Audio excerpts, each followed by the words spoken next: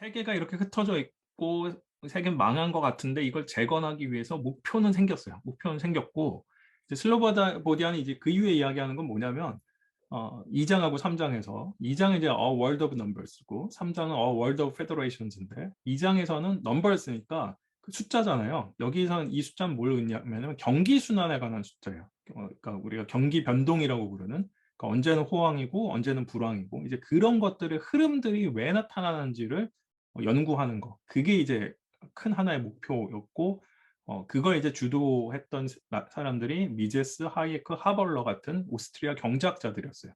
이 사람들이 이제 미제스가 제일 이제 위에 일종의 지도교수격이거든요. 사실 그 오스트리아들의 이제 쭉 연원을 따지면은 칼 맹거가 있고요.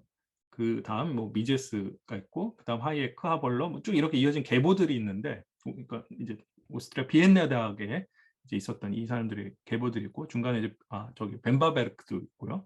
유명한 게 이 사람들의 세미나예요. 이 세미나. 그 요때 세미나는 이제 미제스의 방에서 열렸다고 그러고요. 뭐 책에 보면 그런 얘기 나와요. 이 사람들이 2주에 한 번인가 모였고 1차는 이탈리안 레스토랑에서 하다가 뭐 10시까지 밤 10시까지 하는데 거기서 마무리 못 해가지고 2차로 어딘가 뭐 독일 맥주집인가 어디 가가지고 거기서 1시까지 있었다고 그랬나? 하여튼 그게 다반사였다 뭐 그런 구절이 나오더라고요. 이 세미나가 유명한 이유 중에 하나가 어 이제 미제스 세미나는 좀 다른데 이 앞에 이제 벤바베르크란 사람이 한 이 벤바베르크 세미나에는 그러니까 소위 말해 좌파 경제학자하고 우파 경제학자가 다 같이 세미나를 들어요. 그뭐 여기에는 지금 언급이 안 되는 뭐 슌페터 같은 사람이 이제 우파 쪽에서 유명한 사람이고 그다음 이제 좌파 쪽에서 유명했던 사람들은 아까 얘기했던 레드 비엔나라고 했던 그러니까 사회주의 정권을 만들고 거기에 재무장관, 총리 이런 거 했던 이제 그런 사람들이 다 같이 세미나를 했었어요. 뭐 그런 좀 재미들이 있었는데 그런 이야기들이 주로 이제 1920년대 다뤄지다가 30년대로 넘어가면서 이제 이 사람들이 제네바, 스위스의 제네바로 옮겨간다라고 이야기를 해요. 이제 국제연맹, 리그 오브 네이션즈요. 그러니까 지금은 뭐죠? 국제 연합인가요? 유나이티드 네이션즈인가? 그 전에 1차 세계대전 후에 있다가 그냥 실패했다. 그렇게 배우고 끝난 그 국제연맹이에요. 그 국제연맹, 국제상공회의소 이런 데에 이제 국제기구에서 이 사람들이 활동을 한다는 거예요. 그러면서 뭐냐? 20년대에는 경제적인 문제에 초점을 맞췄다가 30년대로 넘어오면선 이게 경제적인 거에 국한되는 게 아니고 문화적이고 사회적인 관계, 그다음 전통이나 법의 지배 이런 것들을 우리가 바꿔야 된다. 이게 더 핵심이다로 이제 포커스가 초점이 옮겨갔다. 이런 이야기를 하게 돼요. 그래서 이제 슬로보디아는 이제 신자유주의의 제네바 학파라는 거에 주목을 해야 된다고 얘기를 하는 거예요. 아까 이제 제네바로 넘어왔다고 그랬잖아요, 이 사람들이. 그 제네바 스쿨이라고 하고 왜 이제 이런 표현을 쓰냐면 사실은 신자유주의의 시카고 학파 많이 보셨을 거예요. 이제 그 미국의 유니버시티 오브 시카고 대학의 경제학과와 그쪽에 이제 중심 세력들을 한 시카고 학파식의 신자유주의가 그게 앞에서 우리 이야기했던 뭐 자유방임 시장, 작은 정부 뭐 이런 이야기들인데 지금 이 제네바 스쿨의 이야기는 좀 다르다라는 거예요. 다르다는 거고. 그래서 왜 제네바 스쿨이 될 거냐면 이 비엔나의 세미나실에서 출발해서 이 사람들이 제네바로 옮겨서 활동했고 또 제네바에 있는 국제기구 뭐 대표적인 지금의 WTO의 강당까지의 이 역사적 긴 흐름들에 이 사람들의 아이디어가 다 깔려 있다는 거예요. 그리고 열심히 활동했고요. 이 사람들이 그 질서를 만들기 위해서. 그래서 그때 이제 30년대 이제 본격적으로 전 세계적인 어떤 모임 조직들이 만들어지는 걸 이제 쭉 이제 보여주게 되는데요. 그래서 인터내셔널 스터디즈 컨퍼런스라는 게 1928년부터 39년까지 이제 만들어지고 여기에 이때 참여했던 사람들. 그다음에 1936년에 앙시 하벌러 미팅, 하벌러라고 아까 잠깐 나왔었죠. 그 경제학자가 주도했던 회의가 있고요. 그리고 제일 유명한 게 월터 리프만 컬러퀴엄이라는 건데, 그러니까 월터 리프만이라고 이제 미국 사람이거든요. 이 사람이 이제 자유주의에 대한 뭐 글을 썼는데 유럽의 이 자유주의를 지지하는 지식인들이 네 말이 맞다 이런 거야. 이건 네 말 100% 맞고 막 뭐 하면서 이제 그 모여서 컬러킹을 연 거죠. 그래서 이제 유명한 뭐 주요 인물들을 보면 이제 이 세 개를 모두 다 참석한 사람은 미제스, 아까 얘기했던 미제스가 있고요. 그다음 컨돌리페라고 있겠죠. 컨돌리페가 있고 또 뭐 두 개씩 정도만 참석했던 사람들 보면 랩케도 이제 매우 중요한 인물. 랩케, 하이에크, 또 로빈스, 라이오넬 로빈스라고 이제 영국의 경제학자고, 그러니까 경제학을 희소성의 학문이라고 정의한 사람이 바로 로빈스예요. 뭐 그걸로 제일 유명할 거고 우리한테 일반적으로 알려져 있긴 라파드, 그다음에 리프만, 그리고 헬페린 뭐 이런 사람들이 이제 두 개 이상의 회의에 참석했던 사람들이고 또 여기에 모겐스턴이 있어요. 이 모겐스턴은 그 혹시 뭐 이쪽에 관심 있으시면 경제학의 게임 이론 있고 게임 이론 얘기할 때 이제 폰 노이만 모겐스턴이거든요. 두 사람이 같이 썼어요. 게임 이론은 매우 수학적인 책인데 그 수학에 관한 이야기는 폰 노이만이 썼고 이 수학적인 얘기가 사회적으로 도대체 무슨 의미가 있냐는 모겐스턴이 이제 얘기했다라고 보통 알려져 있거든요. 그때 그 모겐스턴이에요. 그, 그 모겐스턴이 수학을 한 사람은 폰 노이먼과 비교하면 그것도 이상하긴 하겠다. 폰 노이먼 정도의 수학자는 아니지만 모겐스턴이 이제 폰 노이먼과 대화가 가능했다는 거는 사실 앞에서 얘기했던 이 비엔나에서 세미나에 있었거든요. 이 비엔나 세미나에서 수학을 했기 때문에 뭐 그랬다는 얘기도 있고요. 하여튼 예, 그러니까 어, 지금 이제 신자유주의 얘기하고 조금 다르게 뭐 이런 지성사 하는 사람들한테는 요 1900년대 초반에 비엔나가 너무 재밌을 거예요.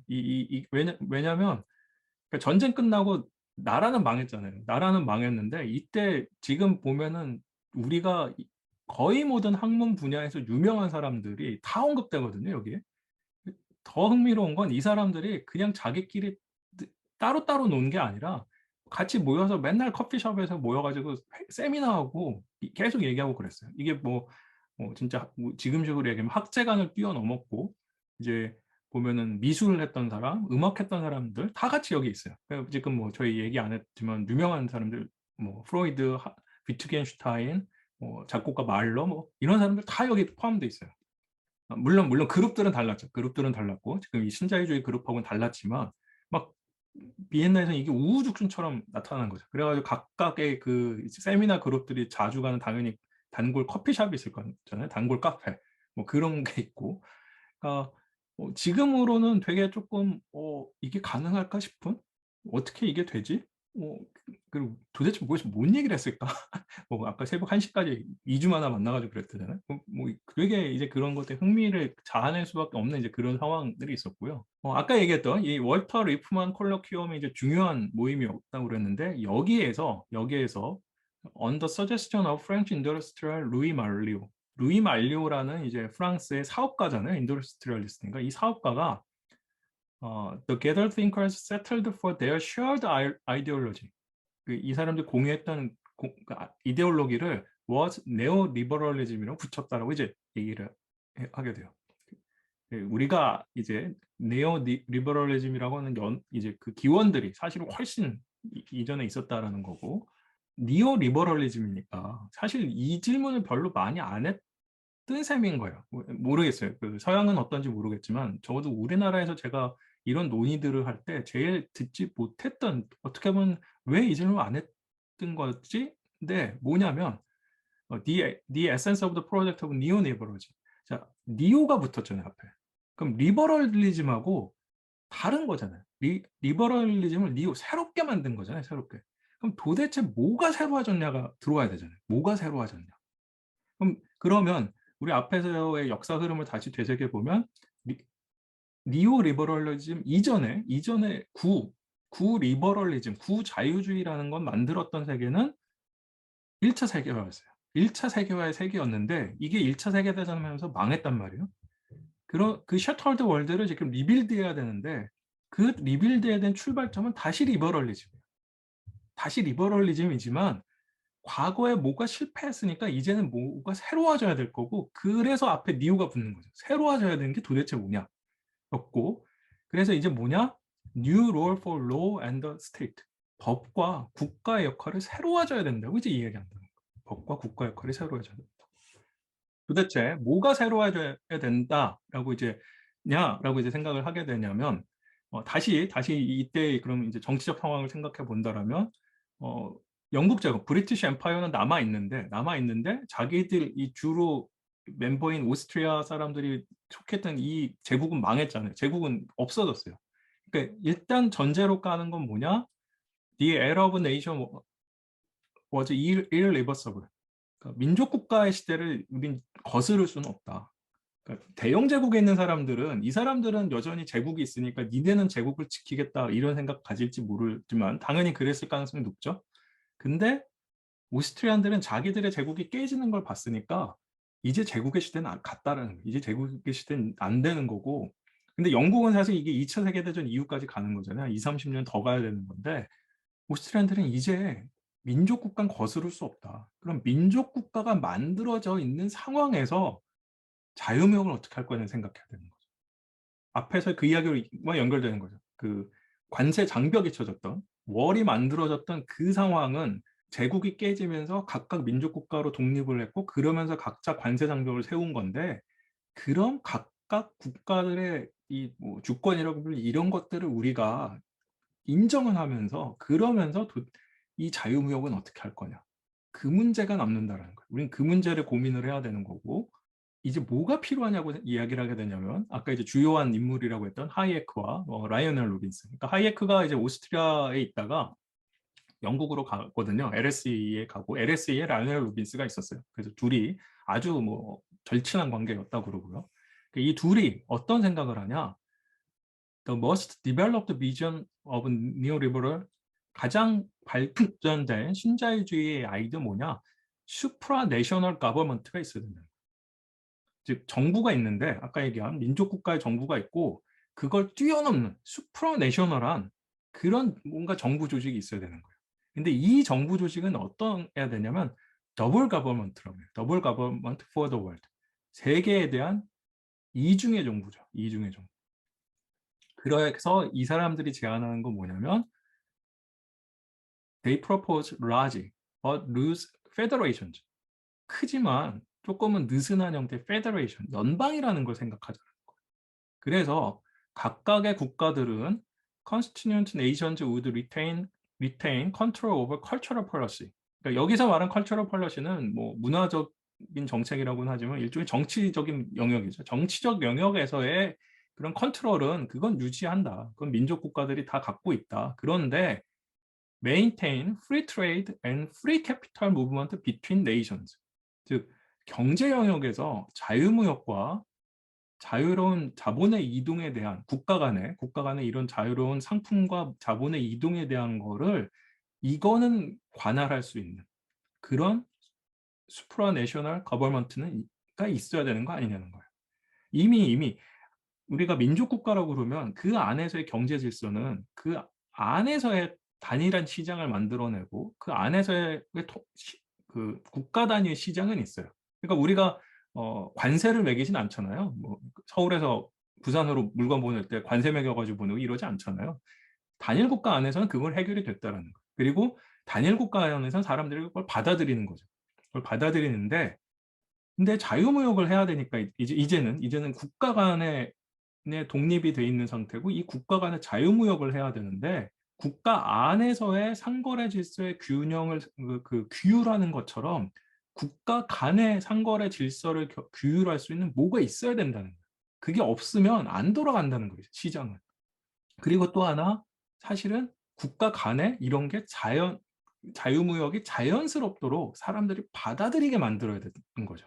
이 두 개의 문제를 사실 해결되는 상황이 이제 봉착을 뭐 논리적으로 이어지게 되겠죠.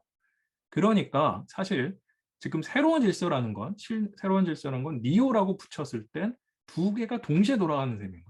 세계의 어떤 정체라고 저는 사실 정확한 뭐 번역어는 잘 모르겠어요. 폴리티라고 부르는 것과 세계 경제, 월드 이코노미라는 게 이건 우리가 다르게 돌아갈 수 있다는 거예요. 이건 다르게 돌아갈 수 있고 그래서 뭐 아주 정확한 표현이라고 저는 생각하는데 에른스트 울리 피터스만이라고 신자유주의 경제 이론의 이론적인 출발점은 보이지 않는 손의 시장 경쟁과 그다음에 잘 작동하는 시장 경제는 반드시 필수적으로 법의 보이는 손으로 보충되어야 된다는 그 통찰이 같이 있다는 거예요. 제가 이제 하이에크에게서도 아까 처음에 그 얘기를 했잖아요. 아니 자생적 질서로서의 시장의 막 우열, 우위 이런 거 얘기하다가 왜 시장 질서를 규율을 만들어야 헌정 질서를 만들어야 되고 왜 이런 얘기가 되지? 이게 도대체 어떻게 연결되지 했는데 가능하다고 그랬잖아요. 제가 즐겨 쓰는 예 중에 하나는 단적으로 뭐냐면 시장에서 이루어지는 게 자유로운 상품의 거래와 자유로운 무역이잖아요. 근데 자유로운 상품의 거래는 첫 번째 사실 시장 거래에서는 독점이 일어나려고 할 때 자유 경쟁을 가능하게 하려면 우리 다 갖고 있는 공정거래위원회 같은 규율 기구가 있어야 돼요. 그 경쟁이 중요하다라고 생각하면 경쟁이 가능하게 하는 규율 기구가 있어야 돼요. 그게 있어야 되고 그거 없이는 왜냐하면 독점이 이득이잖아요. 독점이 모든 기업의 이득이 될 테니까 모든 기업은 독점을 향해서 달려갈 거예요. 그럼 독점적 지위를 유지하려고 할 거고 그럼 이걸 내버려 두면 이 독점적 지위가 강화되고 그럼 경쟁하고 다른 상황이 되니 그럼 당연히 경쟁을 강화할 수 있는 그렇게 플레이그라운드를 만들 수 있는 뭐가 필요할 거란 말이에요. 그런 의미에서 규율기구가 필요하고 그다음 두 번째 사실 영역은 파산 문제예요. 파산 문제. 그러니까 저는 이제 정확하게 이쪽의 전문은 아니지만 제가 직관적으로 이해하고 있는 것들 중에 하나는 금융 부분에서의 여러 가지 발달이 있지만 그 중에 하나는 주식회사의 발달이고 주식회사의 발달을 이야기할 때 제일 먼저 이제 꼽게 되는 건 유한 책임이거든요. 유한 책임. 그러니까 우리 영어로 LTD라고 써져 있잖아요. 회사에 리미티드인데, 그러니까 내가 투자자로서 지는 책임은 내가 산 주식인 거잖아요. 그냥 주식을 다 만약에 회사가 완전히 망해서 소각시켜 버린다. 그럼 주식이 소각되면 끝인 거죠. 나의 주식이 소각되면 끝이에요. 그런데 사실 회사가 자체가 돌아가는 걸 생각해 보면 회사는 일단 회사가 직접 고용한 사람들의 관계가 있고 회사가 생산이나 거래 등을 위해서 제3의 다른 관계자들과 맺은 계약들이 다 있어요. 근데 만약에 이 회사가 파산하면 이 계약들이 다 깨지는 거죠. 노동계약, 거래계약 다 깨지는 거예요. 그러면 이 회사의 투자자는 그런 계약까지 책임을 지냐? 유한 책임이잖아요. 리미티드니까 책임 안 진단 말이에요. 오로지 나는 내가 넣은 주식 소각시키면 끝이다가 개념이 되는데 그러면 이게 되게 그 말 한번 생각해 보시면 주주가 회사의 주인이라는 표현과 생각해 보시면 되게 이상한 거예요. 주인이면 사실 성공과 실패를 다 책임지는 거잖아요. 근데 주인이라고 해놓고 책임은 딱 난 요거까지만 책임이야. 나머진 내 책임 아니야가 되는 거예요. 책임을 한 개를 다 지워버렸어요. 그리고 그거를 사실 법으로 명시했단 말이죠. 우리가 유한 책임을 진다라고 법으로 명시한 거예요. 만약에 이게 무한 책임이었으면 옛날식으로 얘기하면 진짜 노예가 돼서 살아야 되는 거죠. 저는 이 모든 계약의 청산을 위해서 노예가 돼서 살아야 돼요. 근데 아니잖아요. 아니잖아요. 그리고 우린 그걸 법으로 명시했어요. 법으로. 안 해도 되게끔. 그냥 유한 책임으로 해버렸다고요. 그러니까 사실 우리가 알고 있는 시장이라는 것도 보이지 않는 손이 작동한다고는 하지만 그 밑엔 뭔가 법과 규율들이 다 돌아간다라는 거예요. 물론 이제 뭐 그런 것도 있을 수는 있을 것 같아요. 이 오스트리안들이 이제 독일식의 교육을 받았으니까 법 쪽에서 계속해서 교육을 받았고 심지어 이제 오스트리아는 2차 세계대전 후에서야 경제학 박사가 만들어지는 그래요. 그전까지 법학 박사밖에 없었어요. 예, 뭐 그런 상황이었으니까 더 이제 그런 아이디어를 가질 수 있었는데 아무튼 이 두 개 우리가 생각하는 아까 그 표현대로 보이지 않는 손의 시장과 보이는 손의 법이 작동을 해야 되고 이제 아이디어를 제공했던 사람 중에 하나가 칼 슈미트라고요. 근데 저는 그냥 제가 주워 들은 건 나치의 헌법을 만드는 데 기여했던 사람으로 그냥 주워 들은 게 난데 계속해서 이제 중요한 인물로 나오더라고요. 20세기 후반에 이제 역사 정치 철학이나 이런 걸 할 때. 근데 칼 슈미트가 이제 이런 얘기를 했다고요. 1950년에 쓴 글인데 임페리움과 도미니움을 나눠야 된다라고 그랬다고 그러고 임페리움은 뭐냐? 정부가 있고 정부가 인간에 대해서 지배할 수 있는 영토 국가의 영역이라는 거예요. 영토 국가의 영역. 도미니움은 앞에 임페리움은 아마 뭐 임페리얼 뭐 이런 걸로 이어진 표현일 거고 도미니움은 뭐 도미니언트 뭐 이런 걸로 도미니언스 이런 걸로 가는 말이겠죠. 그러니까 이것도 지배인데 도미니움도 지배인데 이건 뭔 지배냐? 전 지구상에 흩어진 사물, 화폐, 토지에 대한 지배예요. 이렇게 생각하시면 되게 전 직관적으로 쉬울 것 같아요. 임페리움은 국민국가라고 생각하면 우리가 도미니움은 일종의 그 다국적 기업이라고 생각해 보자는 거죠. 그러니까 뭐 석유 회사, 그다음에 대표적인 광물 회사 이런 것들 보면 국가의 소속에 묶여 있는 건 아니죠. 뭐 분산이 있을 수 있지만 전 세계가 이 사람들의 광산이고 전 세계가 자기들의 유전 후보지에 들어갈 거예요. 그런데 이제 여기에 사실은 뒤에 잠깐 또 나오겠지만 재산권 문제가 사실 얽힐 거예요. 재산권은 기본적으로 국가에서 정해지죠. 지금은 국민국가 수준에서 정해져요. 전 세계 수준이 아니라. 러시아하고 우크라이나 전쟁에서도 보는 것처럼 러시아에 대해서 경제 제재할 때 제일 먼저 하는 일 중에 하나가 해외 자산에 대한 동결을 시켜버리잖아요. 즉 그 이야기는 러시아에 있는 자본가인데 자기는 국적이 러시아라는 이유로 자기가 갖고 있는 해외 자산들을 사용 못하게 돼버렸어요. 그러면 국민국가 수준에서는 당연히 그런 걸 할 수 있겠지만 자본가와 이 도미니움 영역에서의 입장에서 생각해 보면 이게 말이 돼? 가 되겠죠. 무슨 권리로? 가 될 거예요. 자유무역을 통해서 세계 경제가 돌아가야 된다라고 생각하는 사람들 입장에서 보면 도미니움과 임페리움은 구별돼야 될 거예요. 그러니까 국가 간에 뭐 치고받고 싸우고 뭘 하든 도미니움에서는 그건 허용이 돼야 될 거예요. 자유로운 자본과 노동의 이동은 허용이 돼야 될 거예요. 그리고 그게 되려면 사실은 국민국가 수준을 뛰어넘는 차원에서 재산권이 정해져야 되고요. 근데 그러려면 또 앞에서 이야기처럼 그때 재산권들은 시장에서만 정해질 거냐? 그렇지 않다라는 거죠. 반드시 법적인 지배의 영역에서 뭔가 만들어져야 된다는 거. 그런데 이게 국가 간의 경계를 넘어야 되니까 슈프라내셔널한 거겠죠. 슈프라내셔널한 그런 뭔가 있어야 된다는 거예요.